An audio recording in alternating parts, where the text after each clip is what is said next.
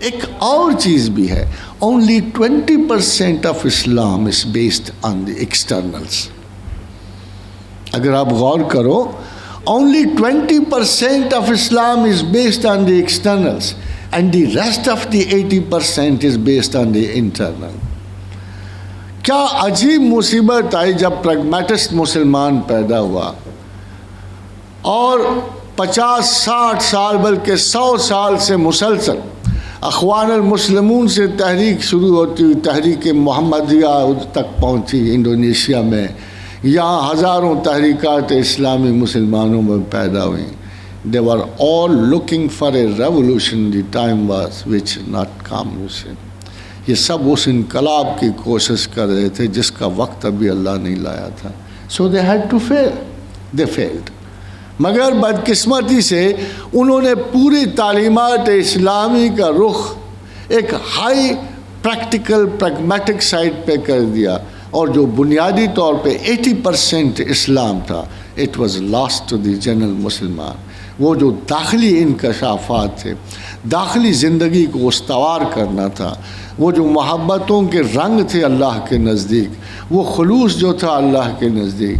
جب شیطان نے یہ کہا کہ اے پروردگار میں تیرے بندے کی ہر طرف سے آؤں گا, میں دائیں سے بائیں سے اوپر سے نیچے سے آؤں, اس نے کہا ہاں تو آئے گا, میں نے تیرا بھی حق رکھا ہے جہنم میں اور ان کا بھی جو تیرے ساتھ چلیں گے, مگر اتنا یاد رکھ رہے تو اس بندے کا بال بھی کا نہیں کر سکے گا الا عباد اللہ المخلصین, جو میرے لیے ایک ذرہ برابر اخلاص اپنے دل میں رکھیں گے. اخلاص is not a quality or a quantity which can be tested in the external worships. یہ ایک بڑا پیور سا معاملہ تھا جو اللہ اور بندے کے نزدیک تھا.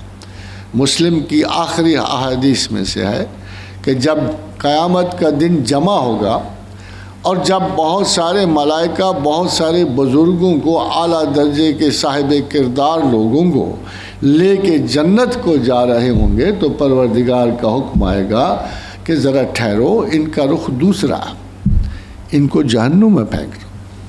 تو ملائکہ عرض کریں گے, تو پریکٹیکل سے لوگ ہیں بیچارے, ساری عمر ان کی انگلیاں ٹوٹ گئی تھیں اچھے عمل لکھتے لکھتے, تو عرض کریں گے اے پروردگار عالم ایسا کیا جو لفظ استعمال ہوئے کہ ہم تو ان کے نامہ اعمال کی نیکیاں لکھ لے کہ شرقاً غرباً ہمارے کاغذ ختم ہو گئے ہیں, اور یہ کیا کہ آپ فرما رہے ان کو جہنم پھینک دیں. فرمایا ملائکہ میرا اور میرے بندے کا ایک معاملہ ہے جسے صرف میں ہی جانتا ہوں, اور وہ اخلاص ہے.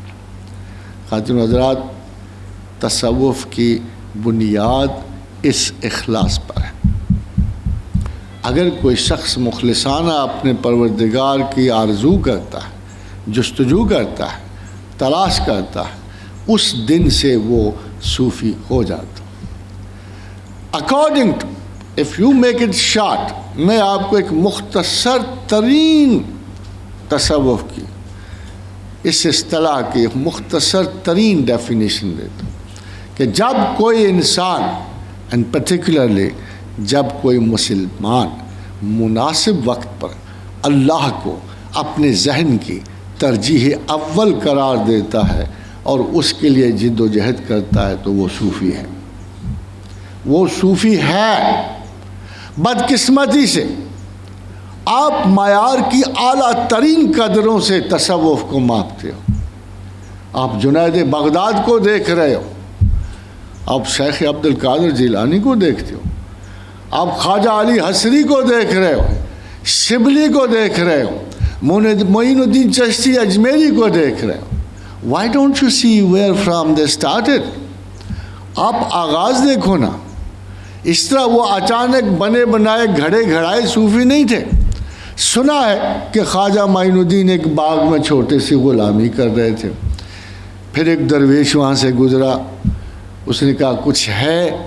خواجہ نے درویش کا چہرہ زیبا دیکھا, اب انہیں ڈھونڈ چراغ رخ زیبا لے کر, تو ایک تھوڑے سے انگور لیے, دھوئے, صاف کیے, حضرت الشیخ کی خدمت میں پیش کیے.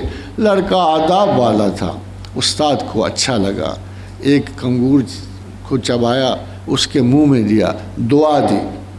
12 برس شوق آوارگی میں گزرے, تحصیل علم میں گزرے، صحرا نوردیوں میں گزرے، جب معین الدین واپس آیا تو ولی ہند تھا۔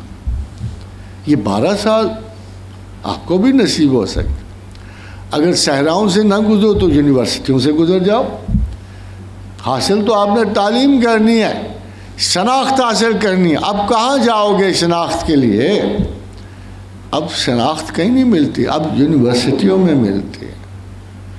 اب وہ علوم ختم ہو گئے جو سینہ بسینہ تربیت ذات کرتے تھے، اب تو سائیکالوجی آپ کو ٹریس کر دیتی کہ یہ کمپلیکسز ہیں، ان سے نجات پاؤ، یہ سائیکوسس ہے، یہ نیوروسس ہے، یہ ایگزیبیشن ہے، یہ نارسسزم ہے، یہ انفیریورٹیز ہیں، یہ آپ کی جعلی سپیریورٹیز ہیں۔ ان سے نکلو گے، یہ ٹیبوز ہیں، یہ ٹوٹمز ہیں، ان سے نکلو گے، جب ان کی گرفت سے بچو گے تو پھر آپ آزاد ہوگے، پھر آپ خدا کی طرف آگے بڑھو گے۔